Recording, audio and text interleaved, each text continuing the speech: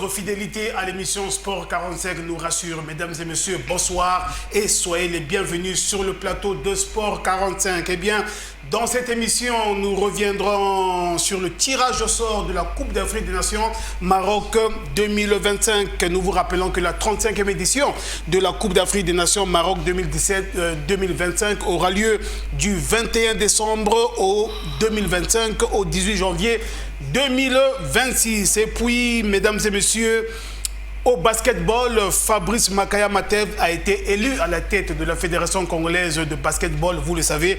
En tout cas, ce soir, dans cette émission, nous reviendrons sur le projet du développement sportif, en tout cas du tout nouveau président de la Fédération congolaise de basketball.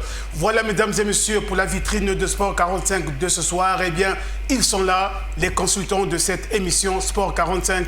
Mister Bello Kisigla, bonsoir. Bonsoir, Donald.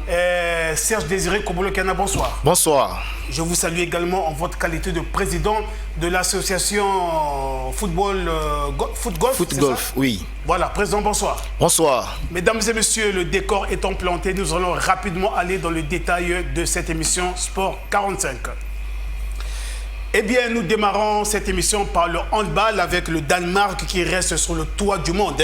Bello, le Danemark, en tout cas, une fois de plus, a remporté le mondial de handball en battant en finale justement cette équipe de la Croatie. En tout cas, il fallait s'y attendre parce que le Danemark a fait un mondial sans faute. Oui, Donald, ce n'est pas vraiment une surprise. Je pense que c'est la meilleure nation en termes de handball depuis un certain temps. Déjà, les Danois montrent aux yeux du monde de quoi ils sont capables. Et cette nation bien organisée, bien structurée, qui défie les grandes nations aussi au niveau mondial. Et voilà aujourd'hui, le Danemark a réussi à glaner son trophée, tant mérité, moi je peux dire, parce qu'il y avait de l'adversité, mais le Danemark a su l'emporter car il y avait de l'ingrédient et du jeu au sein de cette formation. Tout à fait, sacré champion pour la première fois de l'histoire en 2019. Eh bien, les Danois ont décroché une 4e étoile consécutive en battant, comme je l'ai dit, la Croatie dimanche 2 février dernier par 32-26, 6 mois après avoir décroché le titre olympique. Mesdames et messieurs, le Danemark pour la 4e fois champion du monde devant 4 adversaires différents. En 2019, c'était devant la Norvège. En 2021, c'était devant la Suède. En 2023, c'était devant la France. Et là, en 2025, c'était donc devant la Croatie. Je vous rappelle le score du match 32-26. Serge Désiré Kobolokana, irréprochable à ces Danois. Oui, irréprochable. Tout à fait. Lorsque déjà on voit de la manière qu'ils ont débuté cette compétition, on se rendait tout de suite compte que les Danois marchaient sur l'eau et il n'y avait pas une équipe qui pouvait les arriver. Donc on peut tout simplement dire que le titre qu'ils ont eu à remporter, c'est tout à fait mérité. Parce qu'ils ont mérité tout au long de cette compétition. Ils n'ont pas eu à s'embrouiller en face de leur adversaire. Et en finale, ils ont tout simplement fait une bouchée de tout ce qu'ils ont eu à faire tout au long de la compétition. Mesdames et messieurs, en match de classement, je vous de cette 29e édition du mondial messieurs de handball, eh bien, la France a battu de justesse le Portugal sur le score de 35 à 34. Bello, un seul but d'écart, ça veut simplement dire que c'était vraiment du coude à coude. Oui, c'était du coude à coude parce que arriver à cette étape déjà de la compétition, ça veut dire il faut être parmi les meilleurs. Ah oui. Et ces deux nations l'ont prouvé.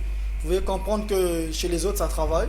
Ben oui, ça travaille. Ça travaille, il y a du sérieux. Et on ne triche pas dans le sport. Structuré. Le football ne triche pas, le handball ne triche pas. Le sport en général. Le sport en général Tout à fait, ne triche voilà. pas. C'est le travail qui mérite souvent, qui prime en avance. Parce que lorsque vous voyez ces grandes nations s'affronter, c'est des matchs très plaisants, spectaculaires, où ici, où vous sentez que c'est le haut niveau. Ce n'est pas le à peu près. Donc ça te donne carrément l'envie de voir ce sport qu'on est en train de négliger chez nous ici, malheureusement.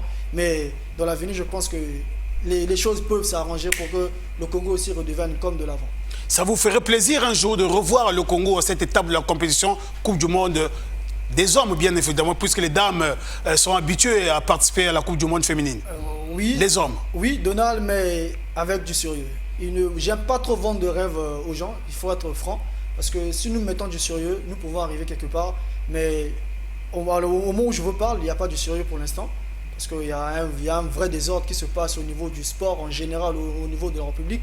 Et pourquoi pas toucher cette fédération de handball qui est en train de souffrir. vous ne connaissez pas jusqu'à présent comment se passe là-bas. Est-ce que le président Ayessa est maintenu? Est-ce que Avicenne Dikou va accepter encore? Le problème au niveau de la CECAS, c'est là où moi je dis qu'il y a encore du pain sur la planche pour au niveau de l'handball au Congo. Au moment, mesdames et messieurs, nous attendons justement que les élections soient reprises du côté de la Fédération congolaise de handball. Nous pouvons déjà dire que de ce côté-là, en tout cas, le sélectionneur a vu son contrat être renouvelé jusqu'en 2027. Younes Tadbi. Très mauvaise nouvelle. Je pense que pour certains, c'est la bonne, mais pour moi, je pense que c'est une très mauvaise nouvelle. Parce que je me souviens... Très mauvaise nouvelle par rapport à sa conférence de presse. À sa conférence de presse et à sa sortie de la conférence de presse après le match en RDC. Je pense que l'entraîneur s'était mis lui-même sur la ligne avait donné sa parole d'honneur. Avait donné sa parole d'honneur que c'est ma dernière rencontre avec l'équipe nationale. Il y a trop de mots qui engendrent cette équipe nationale. Il y a un problème de manque de motivation, d'impréparation, manque de considération. Il avait sonné plusieurs points que moi j'avais carrément notés. Et j'étais étonné, curieusement, un mois après, de revoir ce monsieur être présenté officiellement comme... d'être officiellement avec le président de la fédération, Yann Ayessa, pour l'avoir prolongé jusqu'en 2027. Et même avant de quitter le pays, Monsieur Younes Tadibi a eu à tenir comme point de presse que vous étiez même présent, Donald, vous vous souvenez? Exactement, dans la grande salle du stade Alphonse Assoumana, où le monsieur nous parlait clairement des problèmes qui se passaient. Mais et ce même monsieur qui revient quelques mois après, est-ce qu'il va travailler avec amour? Est-ce qu'il va travailler pour le bien de l'handball congolais? Parce qu'il ne faisait pas déjà l'unanimité aussi, il faut le dire, il faut être clair, ce monsieur ne faisait pas l'unanimité, même s'il était là, même si le Congo a passé la Coupe du Monde avec Younes Tadibi. Mais après la Coupe du Monde, qu'est-ce qui s'est arrivé avec Younes? Il n'y a pas eu de progrès pour moi, je pense qu'il n'y a pas eu de progrès. Certes qu'on a participé à la Coupe d'Afrique, mais il n'y a pas eu de progrès pour Younes Tadibi. Ce monsieur, je pense qu'il ne va pas travailler avec cœur pour le Congo.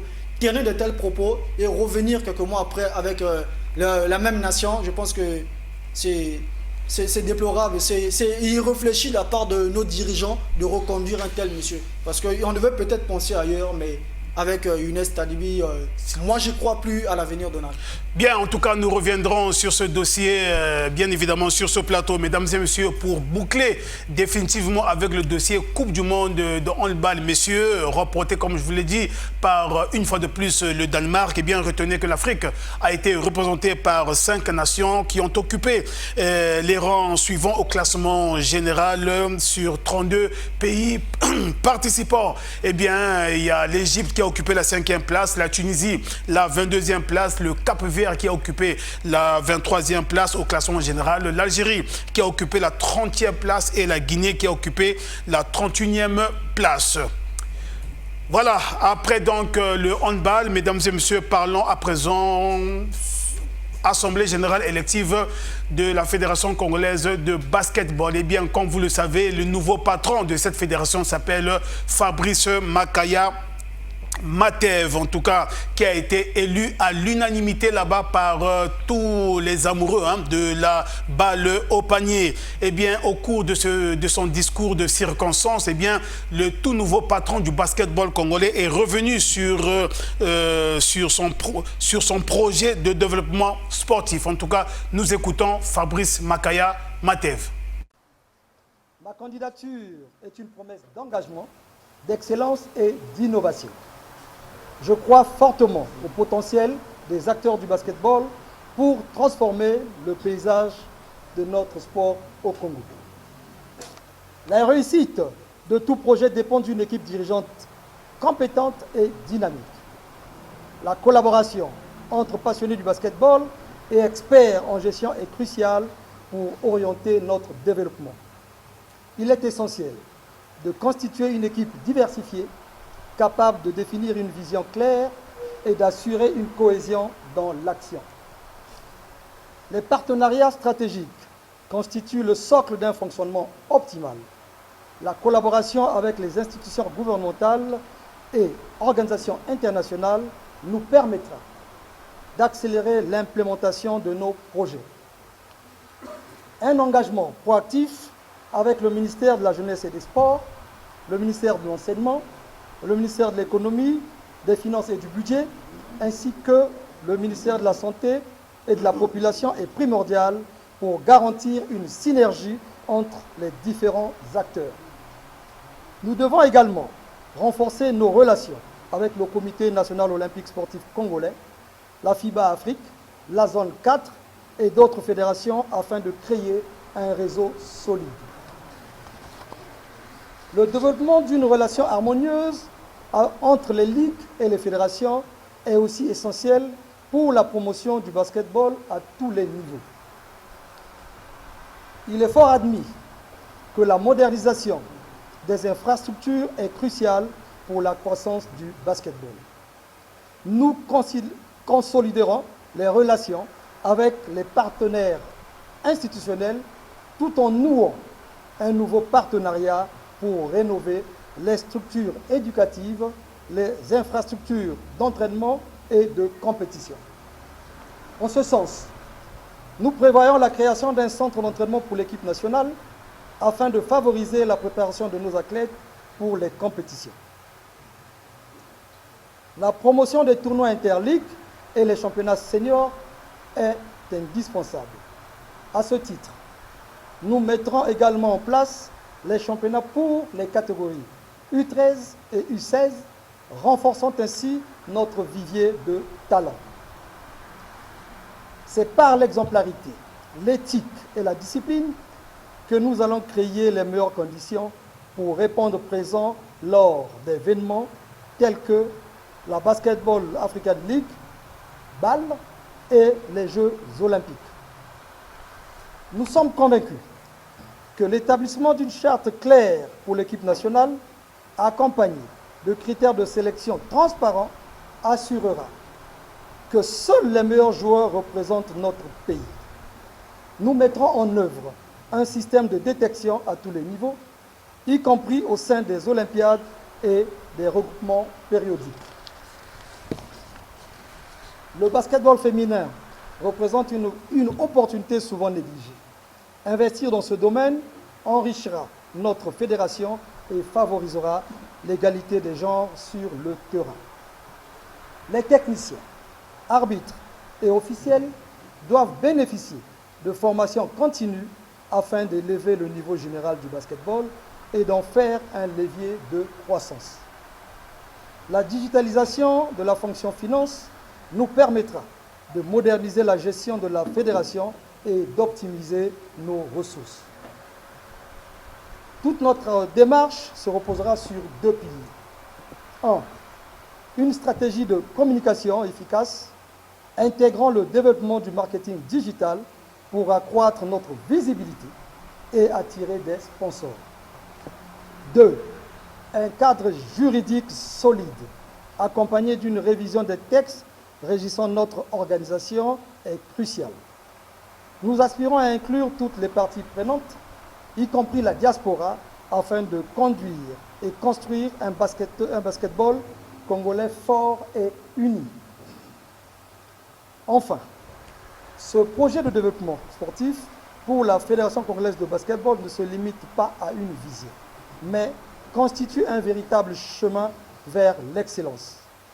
En unissant nos forces, notre passion pour le basketball, notre désir de réussite, nous avons la capacité de transformer la scène du basketball en République du Congo. Fabrice Makaya Matev, mesdames et messieurs, c'est lui le tout nouveau patron de la Fédération congolaise de basketball. Laissons le basketball pour le judo pour dire que la Fédération congolaise de judo et discipline associée a tenu son conseil fédéral. C'était du côté du Palais des Sports au complexe sportif de Kintele. Mesdames et messieurs, après plusieurs heures de travaux, je m'en vais vous proposer le communiqué final qui a été rendu public par Destin Oba. Lui, c'est le secrétaire général de la Fédération congolaise de judo et discipline associée. Suivez.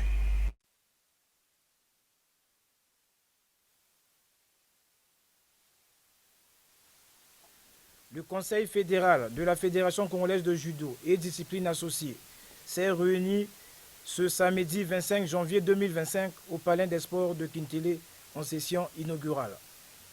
Placé sous les auspices du ministre chargé des Sports, le dit Conseil fédéral était convoqué par décision numéro 003 Feko Juda bar président bar SG du 10 janvier 2025. Était convié à y prendre part le représentant du ministre en charge des sports, le représentant du président du Comité national olympique et sportif congolais, les membres du bureau exécutif fédéral, les membres du commissariat aux comptes, les conseillers fédéraux, les présidents des commissions spécialisées, les présidents des ligues départementales, les présidents des associations affiliées à la discipline associée, les doyens du judo, les membres d'honneur, les invités. L'ordre du jour adopté avec amendement était le suivant. Vérification de présence, examen et adoption du plan d'action quadriennal 2025-2028, examen et adoption du programme d'activité 2024-2025, présentation officielle des statuts types des ligues départementales, affiliation des clubs, divers. Premier point sur les divers, le retrait de MMA de la FECOJUDA comme discipline associée. Deuxième point, sur le dernier procès à la CECAS et adoption et lecture du communiqué final. Dans ses allocutions de circonstances, le premier vice-président, M. Mabiala, représentant le président de la Fédération congolaise de judo et discipline associée, a d'abord souhaité la bienvenue aux participants et a ensuite exhibé que le Conseil fédéral qui se tient ce jour en session inaugurale intervient aussitôt après l'élection des instances dirigeantes de la Fédération congolaise de judo dans le cadre d'un processus électoral chapeauté au sommet par les délégués de la Fédération internationale de judo et de l'Union africaine de judo.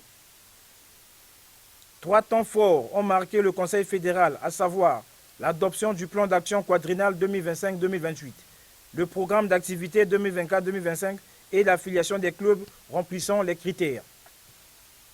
Le point d'information sur le dernier procès n'a pas été suscité un grand intérêt de la part des réunis en raison de ses motivations subjectives. Sur la question relative à l'affiliation des clubs, le Conseil a examiné et validé les clubs suivants. Brazzaville, 46 clubs. Poul, 5 clubs. Niari, 5 clubs. Bouenza, 4 clubs. Plateau, 3 clubs. Cuvette, 4 clubs. Cuvette Ouest, 3 clubs. Les Koumou, 1 club. Pointe-Noire, 16 clubs. Sanga, 3 clubs. Soit un total de 90 clubs affiliés sur toute l'étendue du territoire national. Le retrait du MMA comme discipline associée à la FECOJUDA n'a non plus pas excité un intérêt en raison du défaut de visibilité de cette association qui, depuis son affiliation, n'a organisé aucune activité et n'a pas pour le même motif pu candidater pour organiser l'Assemblée générale constitutive de sa fédération.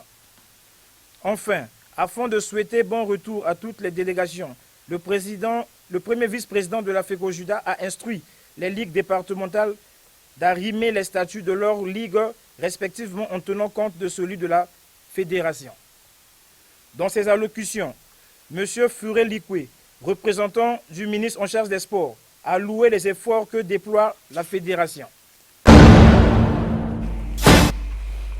35e édition de la Coupe d'Afrique des Nations Maroc 2025, mesdames et messieurs, qui se déroulera au Maroc, comme je l'ai dit, du 21 décembre 2025 au 18 janvier 2026. Eh bien, les différentes nations connaissent déjà leurs adversaires. C'était donc à l'issue du tirage au sort qui avait été rendu public. Et Bello, les adversaires connaissent déjà à qui ils auront affaire. Oui, surtout au pays hôte qui est nôtre que le Maroc, qui va accueillir cette compétition. Nous avons déjà le diapo qui est là, qui va nous oui, exactement, rappeler ce tirage. Voilà. Nous voyons déjà le diapo en image où nous allons rappeler vite les groupes, les compositions de chaque groupe. Le groupe A est composé du Maroc, du Mali, la Zambie et le Comore. Groupe B, nous retrouvons l'Égypte, l'Afrique du Sud, l'Angola et le Zimbabwe. Groupe C, Nigeria, Tunisie, Ouganda, Tanzanie. Groupe D, nous avons le Sénégal, le RDC, le Bénin et le Botswana. Le groupe E, nous avons l'Algérie, Burkina Faso, la Guinée équatoriale, le Soudan. Et enfin, le groupe F, nous avons la Côte d'Ivoire, le Cameroun, le Gabon et la Mozambique.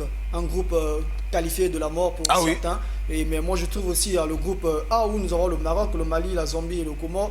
Parce que lorsque vous voyez le Comore, c'est une nation qui monte en puissance. Exactement. Qui va partir à sa 3e coupe. Petit poussé, certes, mais qui monte en puissance. Ce sont des pays émergents. Il y a aussi le Mali qui veut à tout prix gagner sa toute première Coupe d'Afrique. Mais nous ne savons pas sur quel contrée le Mali va remporter ce trophée. Peut-être qu'au Maroc va assurer aux Maliens. Il y a aussi la Côte d'Ivoire qui est tenante du titre, mais qui va devoir faire face aux Camerounais.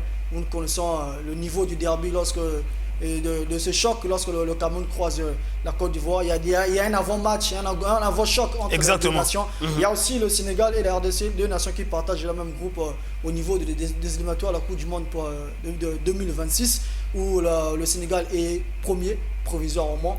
Et il faut dire que les deux nations vont encore s'affronter au niveau de la Coupe d'Afrique, de la Coupe d'Afrique au Maroc. Il y a également le Nigeria, où nous allons retrouver l'ancien sélectionneur du Mali, Eric Chell, qui va s'entourer de ce panoplie des stars, Osimhen, Boniface, Moses, Chikwueze, c'est énormément beaucoup. Et le duel de l'Afrique australe entre la Tanzanie et l'Ouganda qui vont se retrouver une fois de plus dans la compétition officielle dans la Coupe d'Afrique. Ça sera vraiment très alléchant avec de très belles rencontres, sans oublier l'Égypte avec Marmouche et Mohamed Salah qui va essayer de tenter de remporter sa première Coupe d'Afrique des Nations avec les pharaons d'Égypte. Pharaon d'Égypte, Mohamed Salah, justement, qui cause de la désolation, du malheur au gardien du but du côté de l'Angleterre, là où il évolue plus précisément à Liverpool.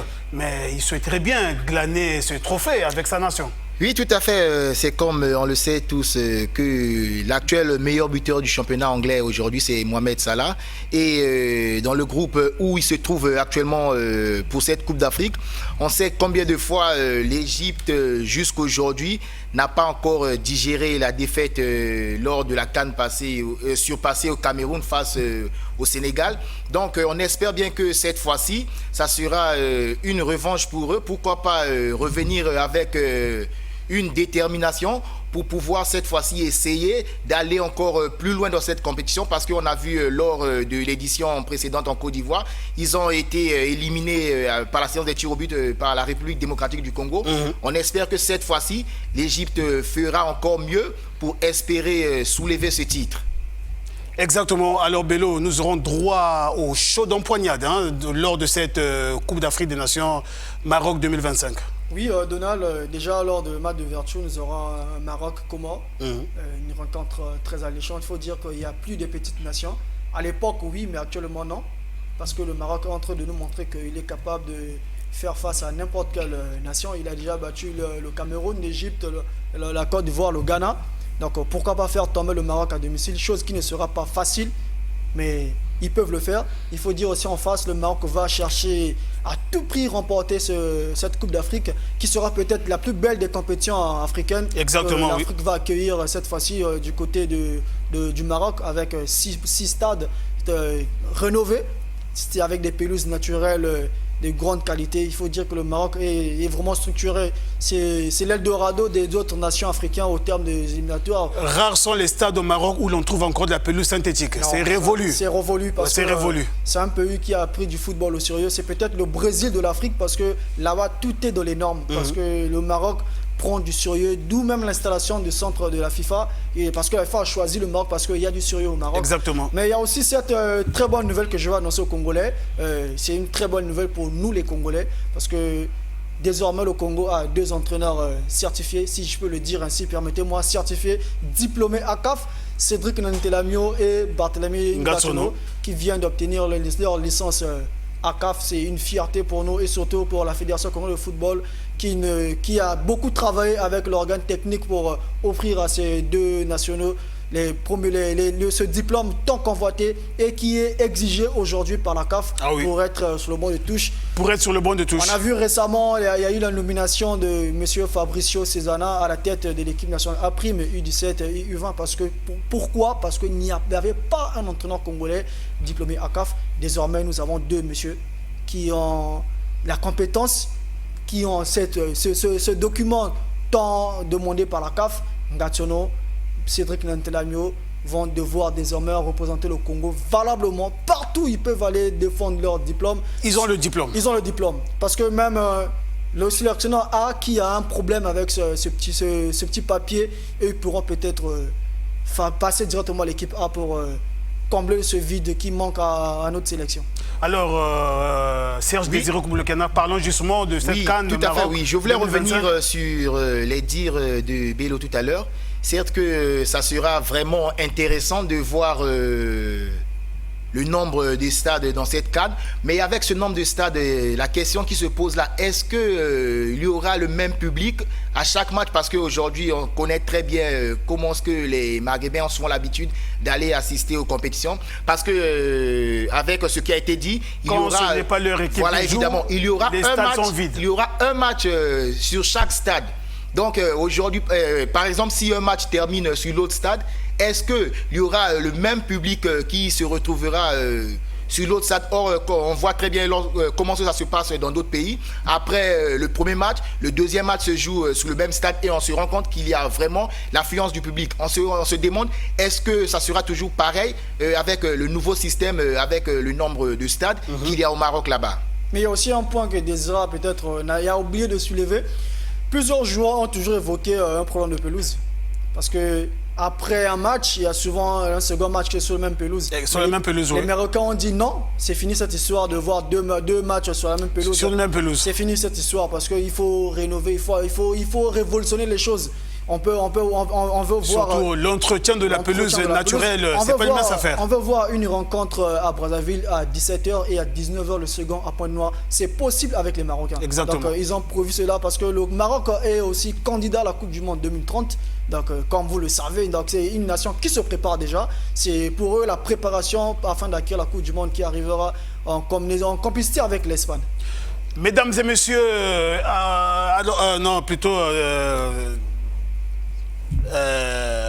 tu souhaiterais quand même, enfin, en tant que compatriote, ça te fait un pincement au cœur quand tu essaies de voir toutes ces nations, certaines nations, ce n'est pas une injure, qui hier ne nous atteignaient pas à la cheville, mais se retrouvent quand même à la Coupe du Monde, et plutôt à la Coupe d'Afrique Maroc 2025. Ça te fait un pincement au cœur de constater que le Congo n'y est pas? Non mais Donald, il faut être clair. Il faut dire, ça nous fait mal. Oui. Alors que nous étions bien partis dans les éliminatoires. Ça nous fait mal. Le Congo a toujours bien commencé. Ça, c'est le premier point. Le Congo a toujours bien commencé pour mal finir. Ça me fait pas mal dans la logique parce que le football, c'est la préparation, l'organisation et la motivation. Parce que c'est tout un projet, un plan qui est établi. Il y a des projets à long terme, à court terme, qu'il faut respecter à la loupe. Malheureusement, chez nous, il faut compter les 10 dernières années, le Congo a connu combien de sélectionneurs? Il y a eu combien de projets? Il y a eu combien de changements de joueurs? Il y a des générations, des espoirs. Quand je parle d'espoir, je descends des U17, U20, U23, exactement, ouais, qui ont été sacrifiés au détriment de joueurs qui ne jouent pratiquement pas en Europe. Tout ça parce qu'on a le souci d'avoir des professionnels, mais qui ne jouent pas. Alors que, quel genre de professionnels? Exactement. Alors que si nous avons un projet bien établi, il n'y aurait pas un problème, un vide. Parce que si vous avez des U20 qui participent à une Coupe d'Afrique et ils arrivent au moins au quart de finale, pourquoi oublier cette génération? Pourquoi pas les encadrer, les suivre de près? Mais aujourd'hui, nos joueurs ont pris l'esprit de l'exode parce qu'il n'y a pas du sérieux au niveau local. Au niveau local, les clubs ne sont pas structurés, il n'y a pas de suivi. Un joueur qui peut te jouer 2 saisons dans 3 clubs différents, ça ne se passe qu'au Congo. Ça, il faut le dire. Il joue la Coupe de la CAF avec Léopard, le championnat avec Otoyo, la Coupe du Congo avec Étoile du Congo. Ça ne se passe qu'au Congo ici. Donc tout ça, nous devons revoir ça. Il n'y a pas aussi une politique sportive chez nous parce que l'État, ça je le répète encore, le gouvernement congolais ne soutient pas le sport, le football au Congo. Parce que le football est financé uniquement par les subventions de la FIFA et le fonds FIFA Forward attribué à la fédération congolaise. Donc c'est difficile en elle-même de structurer toutes ces équipes. C'est un peu difficile.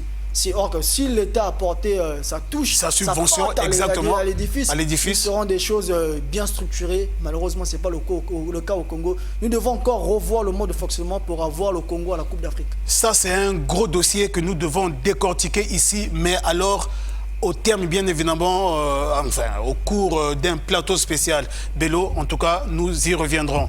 Mesdames et messieurs, donc, pour boucler dans ce dossier Cannes Maroc 2025, qui succédera à la Côte d'Ivoire titrée à domicile en février 2024. Eh bien, les Lions de l'Atlas comptent bien imiter l'exploit des éléphants Bello. Oui, je pense qu'actuellement, sur le plan continental, pour moi, je pense que c'est l'équipe la mieux aguerrie. Parce que si vous voyez sur le vieux continent, l'Europe, les meilleurs joueurs qui sont en train de briller actuellement, c'est les Marocains. Dans chaque club, on peut voir simplement la Ligue des Champions pour comprendre qu'on est à combien de Marocains qui ont brillé. Et ensuite, je vais prendre l'Algérie. L'Algérie qui a un peu disparu, mais avec Pat Lucky qui est en train de revenir les Fennecs d'Algérie. Et aussi le Mali. Le Mali, sans oublier la RDC qui a fait l'exploit l'année passée à la Coupe d'Afrique, qui peut à tout moment nous surprendre. Et tout dernier, je prendrai l'Afrique du Sud avec Hugo Bross. C'est un monsieur bien outillé qui connaît le football africain. Et surtout, il a la chance d'avoir son ossature près de 5 saisons qui joue pratiquement au pays. C'est à peine que le Sud-Afrique commence à se dépayser, aller au Maroc, du côté de l'Égypte et de l'Algérie. Mais je pense que c'est une nation qu'on doit suivre de très près lors de la prochaine Coupe d'Afrique des Nations au Maroc. Mesdames et messieurs, nous allons partir à Pointe-Noire où notre correspondant du côté de Dire TV Pointe-Noire, Nestor Isonga de la Sanga, est allé regarder comment est-ce que les clubs de pétanque de la ville capitale, de la ville économique, sont en train de se préparer afin de prendre part à une compétition de pétanque qui va donc se jouer du côté de Dolisie, la capitale de l'Or-Vert. Et il en a profité d'interviewer le premier vice-président de la Ligue départementale de pétanque de Pointe-Noire. Lui, c'est Christar Mutsotso Mukono. Suivez-le. Nous sommes en train de jouer les qualifications de la Coupe Interligue qui est organisée par le président de la fédération. Et il y a eu 7 clubs qui se sont affrontés aujourd'hui et la qualification de 3 clubs. Et ces 3 clubs joueront à Dolisie, la finale à Dolisie. Ils vont rencontrer les équipes de Brazzaville, de Dolisie et Nkayi. Le jeu de pétanque se déroule effectivement bien. Et nous remercions le président de la fédération qui a des bonnes initiatives, qui a fait que cela puisse avoir lieu. Et je pense que ce sont des fleurs qu'il faut jeter. Tout se passe très bien, les clubs se sont bien préparés et c'est des postes. Il y a beaucoup de clubs ici à Pointe-Noire. À Pointe-Noire, nous avons 14 clubs. Il y a 14 clubs qui ont joué le championnat départemental. Mais là, nous avons pris en compte les 6 clubs qui ont été parmi les 7 clubs qui ont été parmi les premiers. Ce sont les 7 là qui sont débattus pour connaître les 3 premiers qui vont représenter le département de Pointe-Noire et Filou à Dolisie. Président élu de la Ligue départementale de l'Apkido de Brazzaville. Merci. Je compte vraiment qu'ils viennent mouiller le maillot avec nous. Peut-être qu'on aura des sponsors de nous. Félicitations. Merci. Monsieur le Premier, c'est vous le chargé à l'organisation des compétitions. Je voudrais entendre quelque chose. Félicitations. Venez titiller ces hommes-là. Félicitations.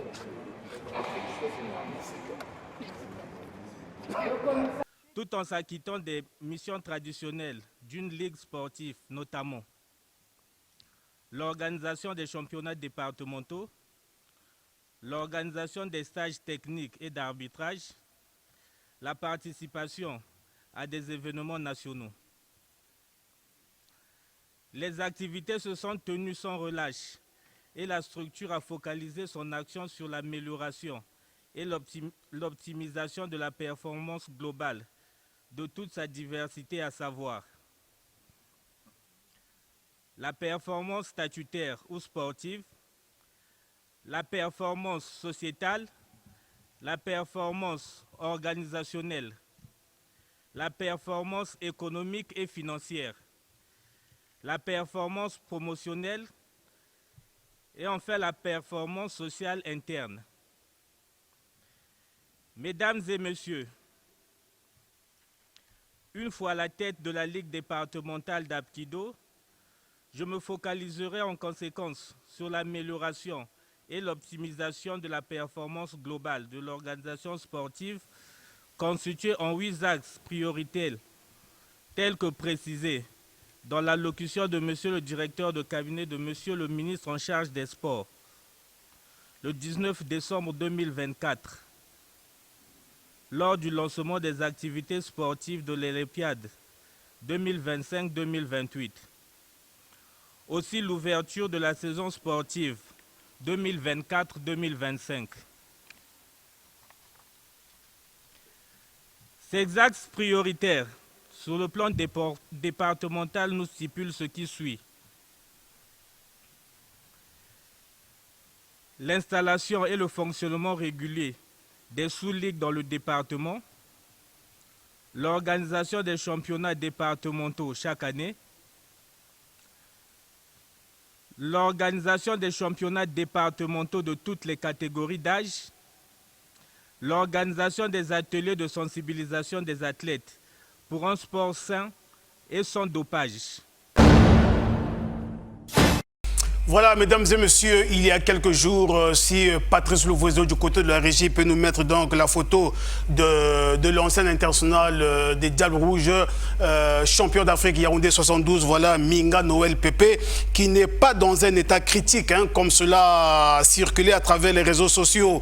Retenez simplement que ce champion d'Afrique Yaoundé 72 est médicalement pris en charge. En tout cas, c'est le moins que l'on puisse dire.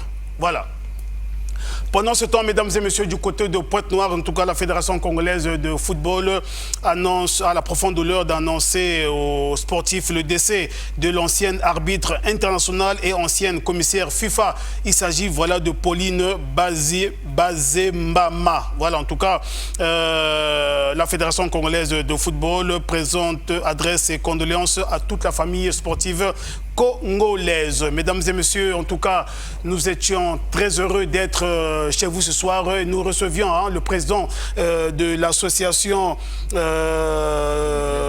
congolaise de foot golf. Lui, c'est Serge Désiré Kouboulokana. En tout cas, lundi prochain, nous allons essayer de développer la visioconférence que vous aviez eue avec tous les pays membres affiliés à la Fédération internationale de foot golf.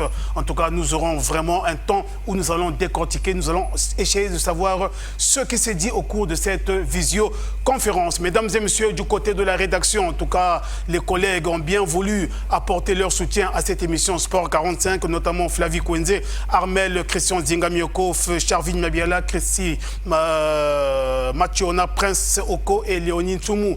Voilà, en tout cas, à travers les artères de la ville capitale, mesdames et messieurs, vous étiez nombreux à nous congratuler par rapport au travail que nous ne cessons de faire. Eh bien, je vais également profiter de faire un clin d'œil. Lui, c'est un fervent téléspectateur de l'émission Sport 45. Il s'agit du patron Dikin. Eh bien, lui, c'est le patron de la boutique d'habillement magnifique dont la pub est déjà diffusée ici à DRTV. Monsieur Dikin, en tout cas, l'émission Sport 45 est aussi en attente. Bien, voilà. Patrick Nguye était derrière cette caméra du côté de la régie. Patrice Louvoiseau qui était en compagnie de Miss Vilpion, mais il y avait également Miss Arnaud Itoba, en tout cas, qui était là. Nous avons également Ernik Kengouya, voilà, Ernik Kengouya, le patron de la régie. Il était là, en tout cas, ce soir pour la réalisation de cette émission, ensemble, bien évidemment, avec Patrice Louvoiseau. Mesdames et messieurs, quant à moi, je vous dis au revoir. Merci donc à Bello Kissikila. Merci à Prince Serge Désiré Kouboulokana. Voilà, Prince Kakou n'est pas arrivé. Hein? Non, comme d'habitude. Espérons qu'il arrivera lundi prochain. Lundi prochain. Voilà, mesdames et messieurs, quant à moi, je vous dis au revoir. Merci de votre fidélité au programme de DRTV International. Au revoir.